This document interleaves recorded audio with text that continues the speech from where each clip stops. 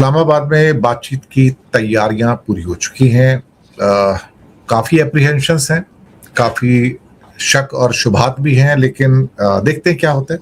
और पाकिस्तान को टर्की से कान कान का मतलब फिफ्थ जनरेशन स्टेल्थ फाइटर 2028 के एंड में मिल जाएगा, यानी कि 2 साल बाद में, करीब 2.5 साल बाद उनको पहली डिलीवरी मिल जाएगी। डिलीवरी 2030 की थी, टर्की ने एडवांस करके उसको 2.5 साल के अंदर अंदर दे दिया है। तो पिछले 2 साल से उसका टेस्ट फ्लाइट्स चल रहे थे और अब वो उनका एयरक्राफ्ट रेडी है और अब फाइनल फेज में प्रोडक्शन में जा रहा है। तो पाकिस्तान को वो देने जा रहे हैं 2028 के एंड तक। नेतन्याहू के ऊपर जो 3 क्रिमिनल केसेस थे वो बीच में वॉर के चक्कर में बंद हो गए थे, तो अब अदालतें फिर से खुल गई हैं, शुरू हो गए हैं। उसकी हियरिंग, पहली हियरिंग तो संडे को होने जा रही है, परसों होने जा रही है।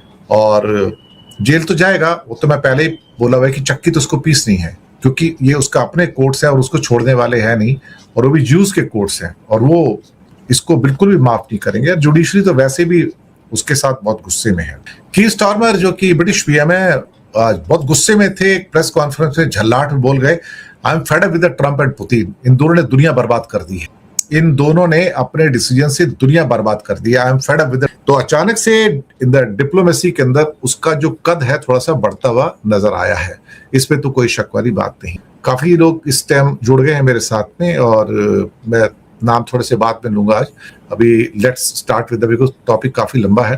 तो इस्लामाबाद की जो टॉक्स होने जा रही हैं वो अपने आप में बहुत ही वाइटल होंगी।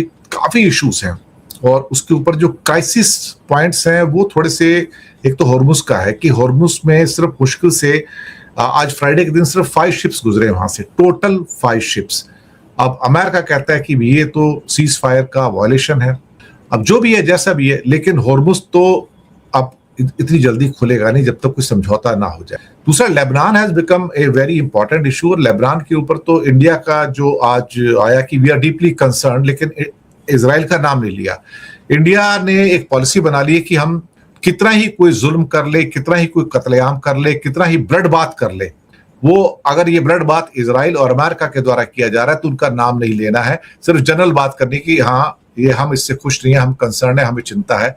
और लेबनान का पेज काफी इंपॉर्टेंट है। और ईरान ने एक चीज बता दी है कि खास तौर से कि ये हमारे साथी हैं और हम उनको नहीं छोड़ सकते, आपको जो कहना है कहो। अब सवाल ये पैदा होता है कि ये बातचीत जो चल रही है इस टाइम पाकिस्तान में, कल जो आएगी इसमें सभी लोग आ रहे हैं, लेकिन एक बहुत इंपॉर्टेंट जो पेज इसमें निकल के आ रहा है वो ये है कि जो 3 लोगों की टीम आ रही है जेडी वेंस के साथ में, बाकी दोनों तो ज्यूज हैं उसमें, तो वो अमेरिका के हित को सामने नहीं रखेंगे, वो इजराइल के हित को सामने रखेंगे कि उसका इंटरेस्ट क्या है।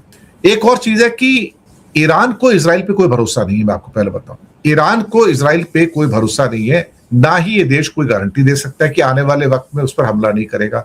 तो ईरान के सुप्रीम लीडर जो मुज्तबा खमनई है, उन्होंने अपने लोगों को एक मैसेज दिया है कि आप ट्रिगर के ऊपर उंगली बनाए रखो और आपका दुश्मन जो है वो कोई भी फॉलो नहीं करने वाला चीज, आप लोग लंबी जंग के लिए तैयार रहिए।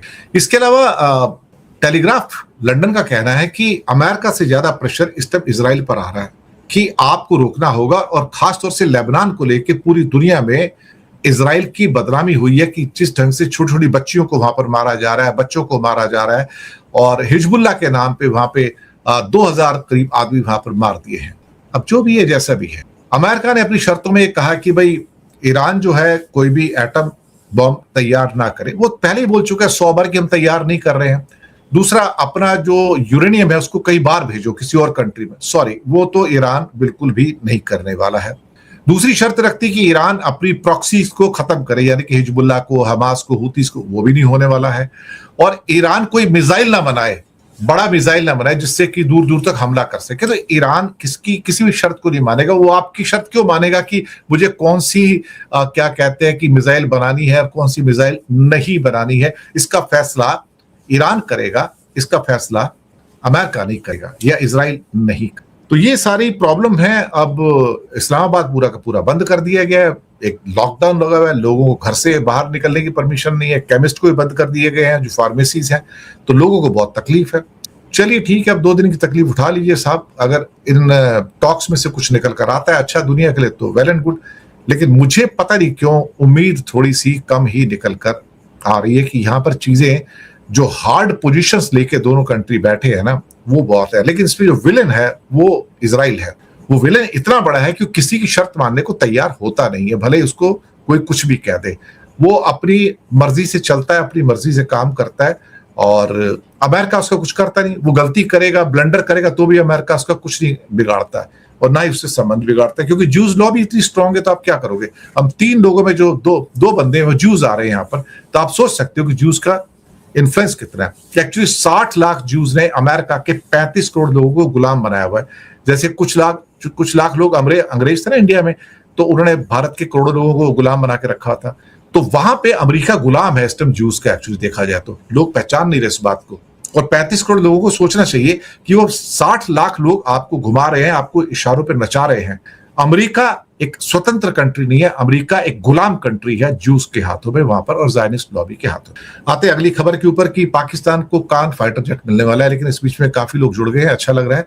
और इफ्तिखार कलीम है, आस्क्यू है, मनोहर मुल्तानी है, असलम लावारे, सिराज है, हमीद है, गुलाम नबी सेठ वाला, राकेश मिश्रा, अजेंद्र है, इसके बाद में राणा शब्बीर, शैलिंदर है, और बीच में थोड़े से नाम और ले लूंगा, सैयद नवासिद अली, कृष्णा पोटे हैं, राजेंद्र सहारन है, संदेश पाठक हैं, और इसके बाद में आपका देवेश त्रिवेदी हैं, और एक कमल राहटे हैं। तो थोड़े से नाम लिए, बहुत सारे नाम नहीं ले पा रहा हूँ। तो दूसरा, अब पाकिस्तान को कान अपना क्या कहते हैं कि फाइटर जेट जो है वो मिलने जा रहे हैं, और ये 5th जनरेशन का है, और 3-4 साल के अंदर ही कान को तैयार कर लिया टर्की ने। ये मुझे लगता है कि उसकी एक बहुत बड़ी सफलता मानी जाएगी। नई डिलीवरी डेडलाइन का ऐलान भी कर दिया गया है। अब पहले 2030 में उनको देना था। ये F-35 जितना ताकतवर है, स्टेल्थ है, और प्रोटोटाइप विमान तो बिल्कुल तैयार है, टेस्टिंग भी जारी है। 2028 का एंड और 2029 की पहला क्वार्टर के अंदर डिलीवरी दे दी जाएगी। एग्जैक्टली आप समझ सकते हो कि 2.5 साल के बाद इनको डिलीवरी मिलनी शुरू हो जाएगी कान फाइटर जेट की टर्की के। मुझे लगता है टर्की का एक बहुत बड़ा ये सक्सेस है, बहुत बड़ा। एक तो नेटो को मेंबर है, और उसको जो इंजन्स हैं वो अमेरिकन इंजन है। मैं आपको पहले बता दूं इसमें कि कान के अंदर जो इंजन लगा हुआ है वो अमेरिकन इंजन है, वो टर्की का अपना इंजन नहीं है। मकसद क्या है कि F-16 को चेंज करना है, और सुपरमेसी भी मिलेगी मुझे लगता है इसके द्वारा।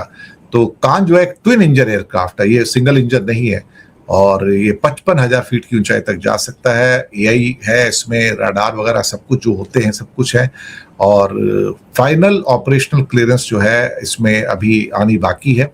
लेकिन कान में सुना है कि पाकिस्तान के इंजीनियर्स भी हैं इसमें कान प्रोजेक्ट के अंदर। मेरे पास जो इन्फॉर्मेशन है इसके हिसाब से करीब 150 से 200 पाकिस्तान इंजीनियर्स हैं जिन्होंने कान की जो प्रोजेक्ट है उसके डेवलपमेंट में कंट्रीब्यूशन दिया है। ये जो मेरे पास इंफॉर्मेशन है उसके हिसाब से मैं आप तक इसको पहुंचा रहा।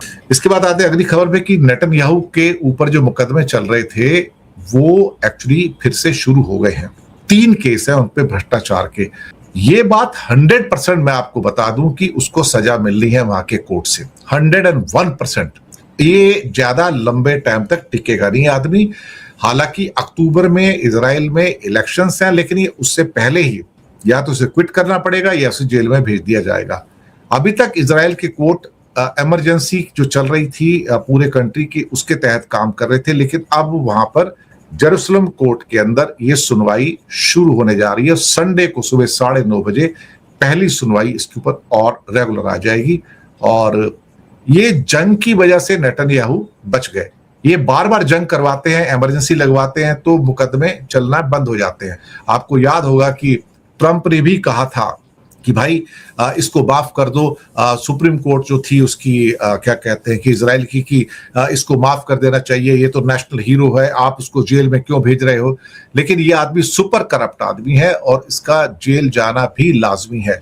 और 3 केसेस हैं। अब सबसे अच्छी बात इसमें क्या है कि जो कोर्ट है वो सुनने को तैयार नहीं है। अच्छा, कोर्ट के जो मेंबर्स हैं कोई बाहर के मेंबर्स तो है नहीं, ये ज्यूज का कोर्ट है साहब, और जो जजेस है वो भी ज्यूज हैं।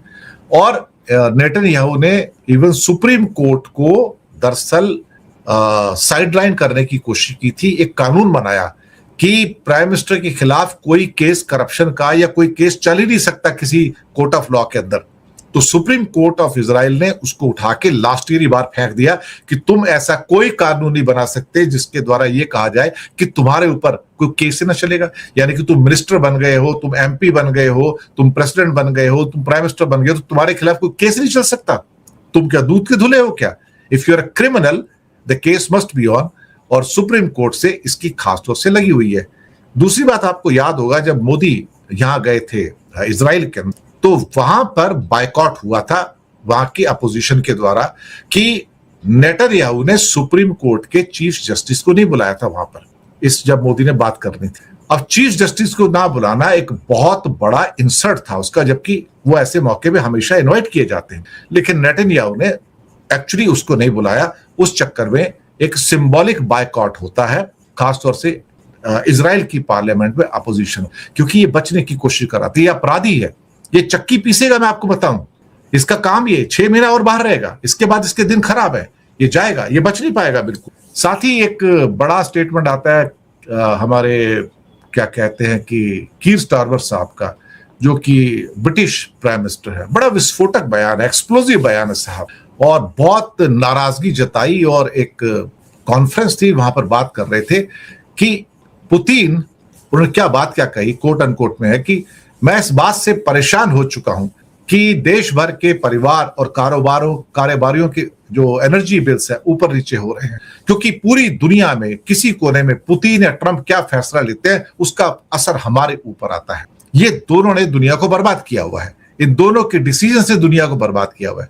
मुझे लगता है कि ये जो कीर स्टारमर का स्टेटमेंट आया कि इन दोनों की वजह से दुनिया बर्बाद हो रही है, तो उसके बाद फिर व्हाइट हाउस से एक और स्टेटमेंट आता है कि कई वर्ल्ड लीडर्स ईरान के खतरे की बात करते लेकिन किया कुछ नहीं, लेकिन हम तो कर रहे हैं।